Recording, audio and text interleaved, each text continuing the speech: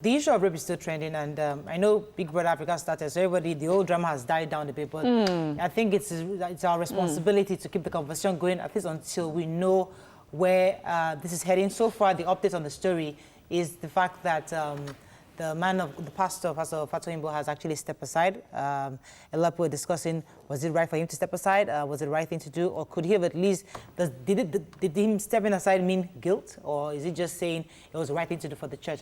And then I think tomorrow we're going to continue talking on the other issues, the other factors. So, the ladies of your view take the issue of rape very seriously. It's not something that we're joking with.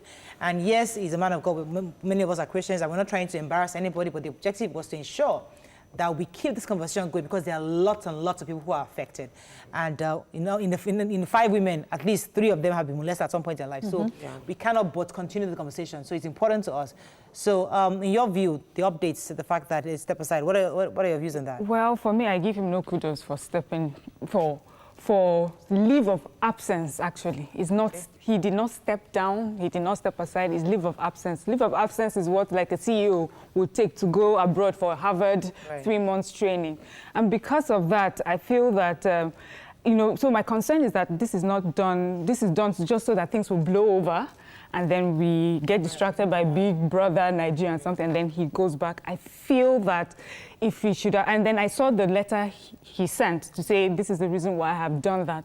There's nothing there that said, suggested that he's guilty, and so I'm apologizing, or that says, I am not guilty, this is unfair on my person, and I'll make sure that I chase it to the end. Thank you for taking us there, because Nima made a very strong statement yesterday that if he doesn't file the case of defamation yesterday, he says a lot of things. Nima, are you disappointed that there was no case of defamation filed yesterday? I'm very disappointed. Very, very. Like I said yesterday, the damage to his person is very visible and very far-reaching. Person of his caliber shouldn't take it like that, except, of course, if you need to manage certain information out there. Maybe you're not exactly disagreeing, but it didn't happen like that.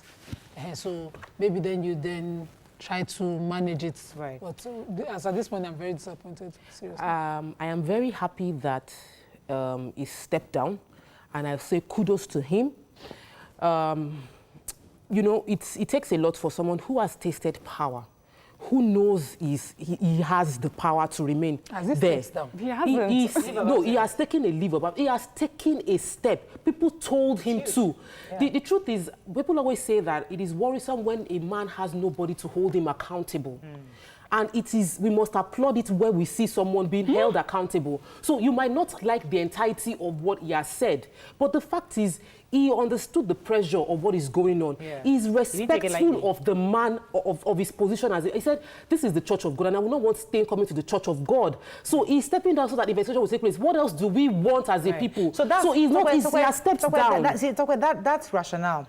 What else do we want? Because he has stepped down. Now, if people feel that because he has stepped down now, are we okay? Was that enough succor? Is that enough succor for Nigerians? No. Are we okay? Now they have stepped down. At least he has stepped down. Now, what else do they want now? That's what people are saying. No. For me, I was worried that what I wanted was that you cannot have that kind of scandal and be preaching and praying and laying hands on people. Right. So for the while where people still feel your name does not represent God right, you shouldn't be in that position. Okay. Right. And he said that his mentors told him to step down, and he obeyed. May I quickly explain the disagreement? And I hope, Miriam, I don't know if you share the same sentiment. When you step down your position, but you're still in leadership, do you understand? You cannot be a judge in your own cause, that kind of thing. So you shouldn't remain around that office. Stepping down now is to, even if you are called, resign the position, step aside, face this issue, clear yourself, get back on position, not take a leave of absence. Now, I'm saying this because the church in itself can have a system where they investigate this themselves internally before we have I think you guys read the response from Pastor Pojimade, or even your Pastor Samadeyemi. A lot of men are coming up to say a lot of things, and I think nobody's nobody's trying to take sides. They're just trying to be as objective as possible. What are your thoughts on Pastor Ibade's viewpoint? So I was very, I liked what he said, and there was something that really struck with me, which is the structure of most Pentecostal churches. So you have the head of the church, who is the church, is the owner of the church, and that maybe they should look into a different way. It should be structured a different way. I think Redeem has to be the only one, a few other Orthodox churches that have a board. So when the daddy makes a mistake like that or commits an offense or needs to be investigated, there's a different body that can look into it. Thanks for bringing that up, because if I say Redeem now, people start saying because I'm Redeem. But I know that the disciplinary action in my church is huge. I know there was a pastor that was anointing people, and he went to anoint a woman's belly button. But you mean, for him, it was just a normal anointing service. So, but he was trying to think, I don't know what the prayer point was, but he went to anoint the belly button, and he was fired. Okay, so Mariah. So there's that internal discipline. There is internal discipline in all churches for small pastors, for the pastors under the GO. Right. We are talking about the GO. So if a pastor in COZA, a member of a pastor under Pastor Biodun Fatoyinbo was accused of this, there'll be disciplinary measures within the church. What we're saying is, how do we hold the GOs accountable? No, we have and which is why we should have a governing body. Yes, we do have. We have that indeed. So you have a governing body, or I think some people have like a group of elders. Right. So even though in this case, the pastor we're talking about is the head of the church, he will still have his group of elders. And also remember here, he has a mentor or someone that he defers to who advised him to step down. Go to the issue so he of the didn't wife. mention anything about a group of elders that they sat down and Did you guys know that we're told, we're not there, we're told that when the wife was saying, my husband would never do that, the man really carried the mic. Yeah. A lot of people No, I watched that. You watched it? Yeah. I didn't even see the video, but you were saying that, oh God, take it easy and let the woman talk and let her speak her mind. What do you make of that video? You know, it was discomforting to watch. Most especially because I feel like at that stage you should present a united front. Okay. If she wasn't meant to talk, it's something that should have been agreed in the bedroom or in the house. She spoke for him. Though. She didn't speak against him. She spoke for him. So if you didn't want the conversation to take place at all, it should have been like she wouldn't be talking. But when she's talking and you come in, step in and take the mic, it looks like there is... You're not going to complicate matters for us, please. Yeah, I think that maybe they should have had a united front, but it may have not have been discussed. He may not have known that she was going to go and say, she may not have thought about it. Maybe she stood there and after a while she was overwhelmed and said, okay, I need to speak up for this man because this is how I know him. But, you know, I would like for her in this case to step down as well with her husband, because she got this position because she's married to him. So if she's you have not like on trial though. I know. If you have like a president and he's on trial and he has to step down, the wife will go with him. So it is not the wife that has been called to the pulpit, and does not mean that you cannot serve your God in the church in other capacity, but to stand on the pulpit, I think just for the sake of investigation. You feel like we're asking for too much? No, I don't think so. Let me take this call from Tony. Serious issues. Tony, are you there? From Abuja. Chinwe. Oh, Chinwe, I do apologize. Go ahead, please. Hello, Chinwe, are you still there? Yes, I am here. You're live. Go ahead, please. Yeah. Hi, Mara. Good morning. Morning. So my point is, like, I'll actually like support what what's the lady? Mariam? Hello? Yes, we like...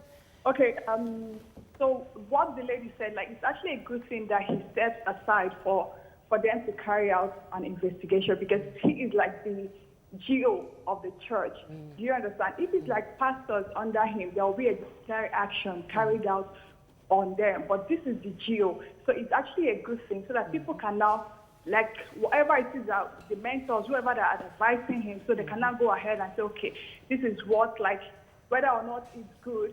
Okay, it's not like I'm supporting rape, but it's good that he stepped aside. Right. Okay, thank you very much. I feel for the wife, though. It's not a good place to be in. Where I'm sure if she has any values, she would see this as something that is very terrible. But then, loyalty to the person you're married is also an issue. I don't think all the pastors, what do you think? For me as a wife, I would not support her speaking against her husband in any form. I would also expect that we need, this is what Mariam just touched on, is a juicy, major hot topic in terms of who is called and who is assistant calling. That's a different issue. I know. I don't say that is a different but juicy, because we realize that every time a man says I've been called by God, the wife becomes automatic mommy Gio of God, of the church. So sometimes we need to separate the roles. You are the wife of the man of God. You are not a pastor in your right. So, but that's we're not dropping just the went back to we have to move on. Please, one thing all the pastors have said is that they want three things: healing, justice, and redemption. Which I think we've not emphasized on. Everybody is speaking on Pastor Biodun and saying that, oh, step aside, he is entitled to redemption. He's essentially punished if he's done something wrong, but he can also be he's also entitled to redemption, which means that if he comes out, if he's found guilty, if he served his term, or if anything goes on, he can come back to the church as a pastor. Right. So because God forgives everybody. Justice is that we have a proper investigation, separate from the bodies. So, yes, the church might have a body that they look into, but the way I see it, if you are a called person, pastor or afa, you are a Nigerian that falls under our administration of criminal justice law, and it should be applied to everybody across board. So they should arrest if it's necessary, investigate where it is necessary, put to trial where necessary, let him have his day in court. If he's acquitted, perfect story. All right, we have to round up. Unfortunately, we have run out of time, but as I said, we're not dropping this topic. We're going to try to keep it alive as much as we can, at least until we see where it's ending. But for now, I think we're still talking about it tomorrow. We're talking of other angles: the angle of the wife, the protesters. Consent. The consent, the issue of consent, the issue of people saying, "Oh, I'm sure they were dating." There's so many angles to this story. So, because we're really hoping that this one incident should be the last from any quarter. So we're trying to, should be the reference point for justice. Thank you very much. So we want to try as much as possible to ensure that we look at all the angles and deal with them as they come.